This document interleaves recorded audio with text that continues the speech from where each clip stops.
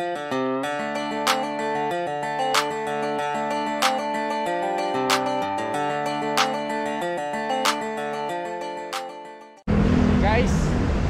lumagpas kami sa BMW. Kami dito sa Suzuki. Ayan. Dito na lang kami kukuha ng big bike. Actually, adventure bike. Tingnan natin sa taas kung ano yung pwede namin makuha dito. Kasi lumagpas kami sa GS. Yung GS dapat. Let's go guys, sakay tayo sa taas. Okay. Dito kami guys sa Suzuki. So may kukunin kaming adventure bike. Road bike. Road bike. MTB. So sa match guys, kaya tayo. Tura Ace. Wala pa yata. Yan guys yung kinuha natin. 1050 Bistrom DE, yung yellow. 2024 model pa siya. So may less kasi siyang 10,000 compared sa 2025 na 939. Ito yung 2025. Ano? Si Kuya. Dito kami sa Suzuki guys. Ito si Si Bochok po. Si Bochok from Wiltec. Hello. Wiltec, Kami hello. nga pala yung una nag-deliver na Ninja 1000 ni Sir. Yan. Safe na safe dumating yung Ninja doon. Ano to? Suzuki Libis. Tama? Libis, correct. Libis. Kasi lumagpas kami sa BMW, napunta kami sa Suzuki. Hindi kasi yung pera namin sa BMW. Kaya napunta kay Suzuki. Yan. Okay ka na? Thank you. So ulitin. So ulitin na mo? Sabi nga naman, may kukontakin na lang daw. Bye-bye. Sir, papadala ko na lang yung mga tops. Apo, thank you. Thank you po. Thank you, Molly. Ingat. Sir, explain lang daw po. Sige. Habang nag-aantay. Quick shifter yun, ano, di? Quick shifter. Okay. Yan. Oo nga, di ba? Okay, ano yun? Okay na yung tire pressure niya, ano? Opo, nakaset na po nila yung tender. Tanggalin mo na to. Plastic. Tsaka ito. Sa laki ng ano, no? Like, usual ano lang din naman to, Sir. Oo. Other big bikes.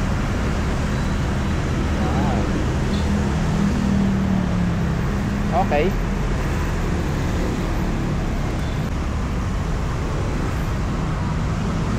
May cruise control, no? Opo, ito yun, Sir. Oo. Pag clinic po natin, mag-on po yan. Oo.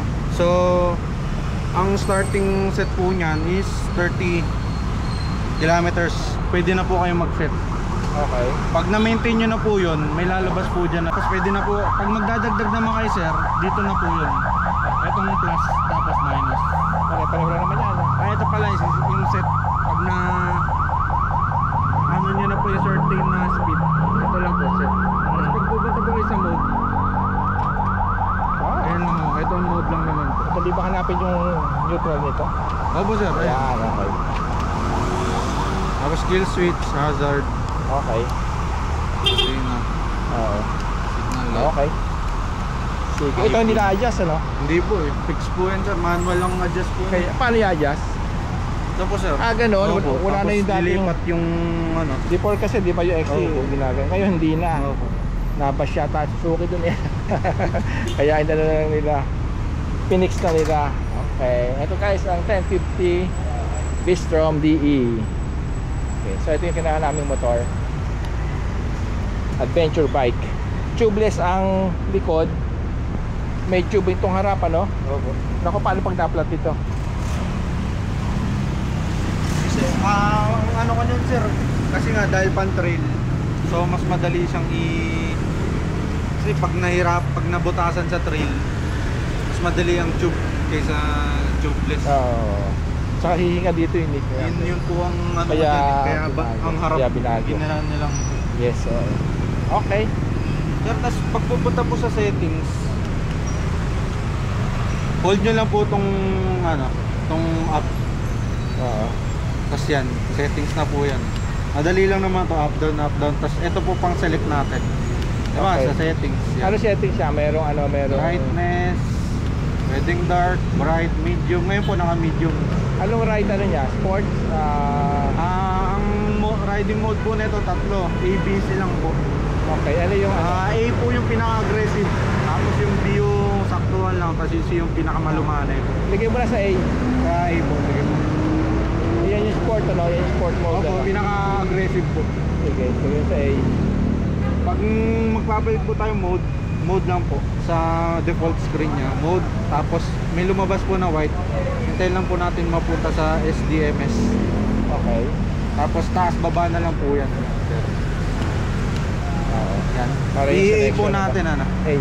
Tapos mode lang po ulit, kasi ABS yung ano na po yung kayo na po bahala doon. ABS, naka-on na ABS niya. Opo. Dalawa. Tapos traction control. Traction control, naka-on din. Opo, 1, Okay. 2, 3 po yan. Tapos pinakadulo po ng 1 is off pag mag-trail po. Okay, oo.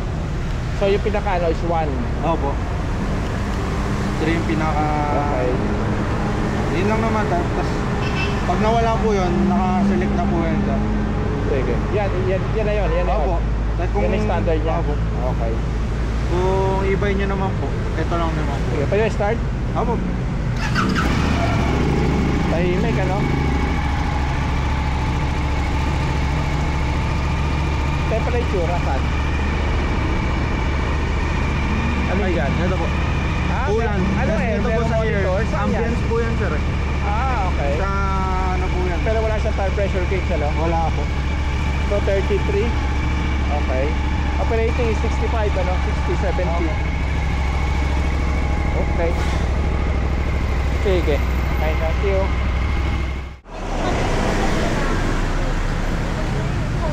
Okay. Wala na, ride na. Akala mo marunong ano.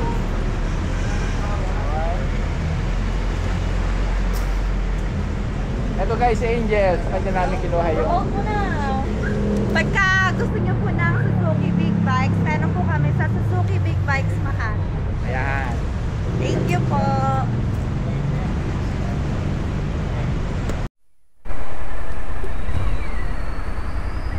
Yan guys, since 2 liters lang yata laman nito, gagas muna kami dito sa Shell. Racing.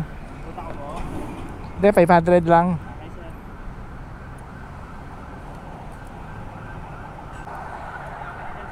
Okay na yan.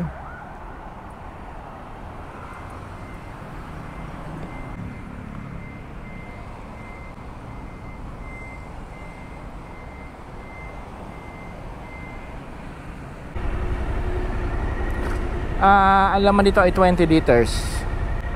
500, kaunti pa lang yun. Ang init 104 degrees agad. Air is 34 degrees centigrade.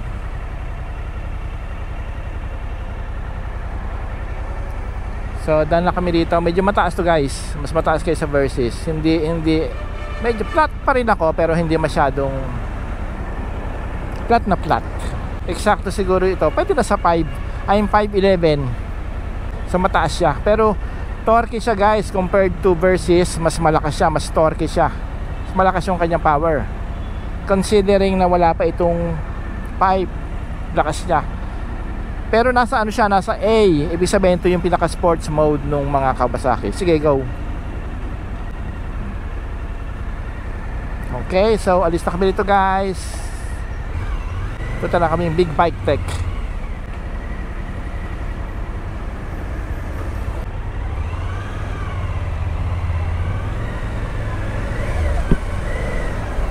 Ito na pala. Okay, yan.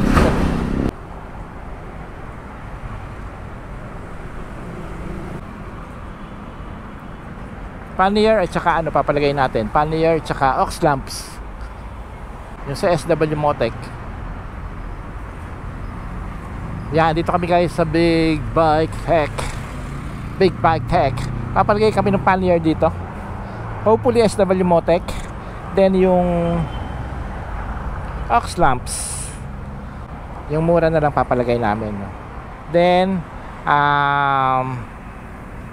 hopefully may crash guard pa sila dito, kasi may crash guard pa nilalagay dito eh. So tingnan namin guys kung may available, palagay na namin ngayon.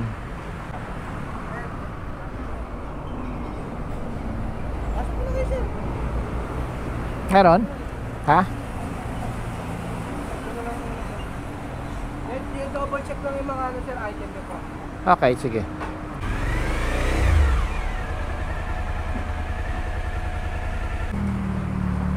Naka-handle, naka-helmet ako eh. Oo. Diba si video ko okay lang?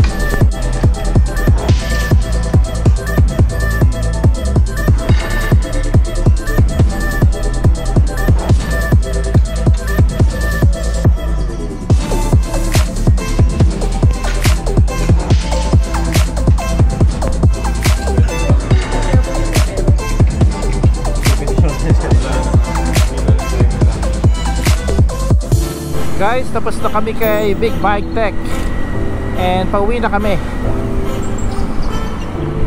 Nagpalagay kami ng top box, pannier, and eto yung tank ring and toolbox.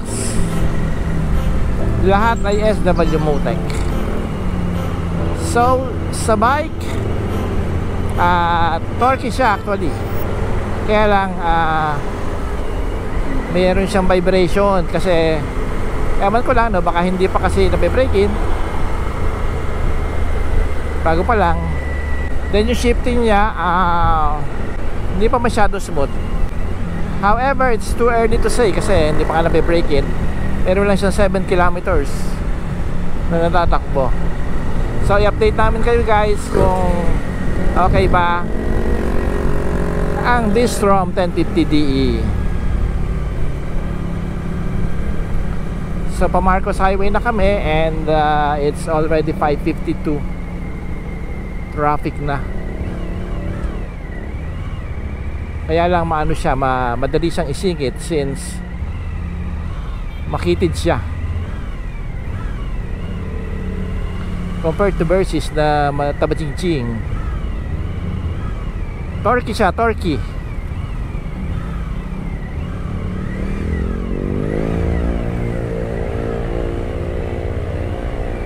Yan, sa Marcos na.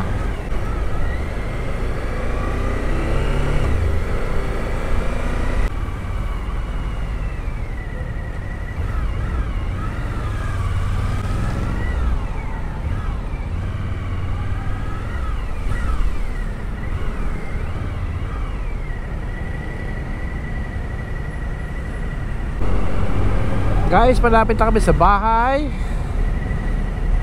And sa lahat ng tumapos ng short video na ito, thank you so very much. Marami pong salamat sa pagpanood. And hope to see you all again on our next vlog. Thank you guys.